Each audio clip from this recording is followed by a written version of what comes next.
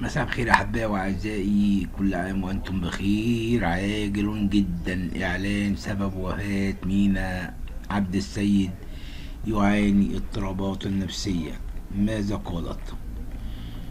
نفى مصدر أمني صحة ادعاءات بعض العناصر الإثارية الهاربة بالخارج حول ظروف وفاة المواطن مينا عبد السيد عطية، مؤكدا أن حقيقة الواقعة تتمثل في سابقة قيام والده بالإبلاغ عن تغيبه عن المنزل.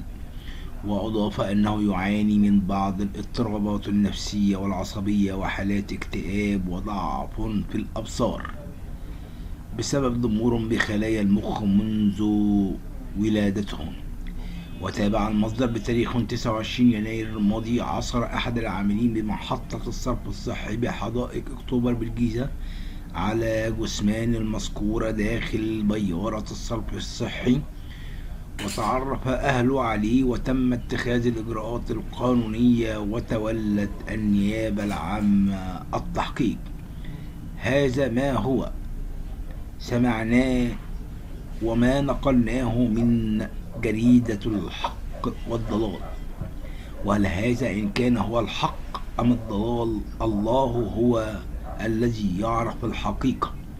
ومع كل احترامي، علق الأنبا موسى على وفاة ونياحة الابن البار مينا عبد السيد بأنه في وسط القديسين العظماء. أحبائي وأعزائي، ونظرا لمشاعر أهل هذا الشخص البار أيا كان، إنه شاب مات في رعيان شبابه، فليس علينا أن نتكلم عليه بأي سوء، ولكن ننقل لكم كل ما هو يقال، إننا لا نأتي بشيء. وبالنسبة لماركو جرجس الذي أرسل لنا بأنه هو موجود، ولكن نحن لا نثير الإشاعات، ولكن نأتي بمقالات مكتوبة في جريدات منشورة على المواقع، إن كانت مواقع حقيقية أو مواقع وهمية. أنا لا أؤتي بشيء من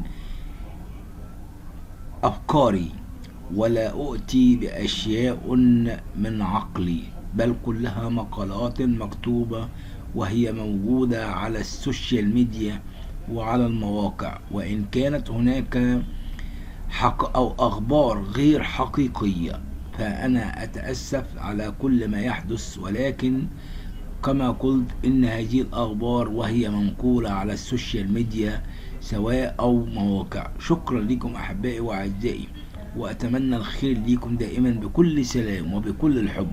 واليوم نشرت لكم من داخل الموقع حتى تتأكدوا أني لا أأتي من دماغي ولا من عقلي. شكرا لكم أحبائي وأعزائي، ولكم مني الحب والتقدير، وسلام الرب يكون معكم. آمين.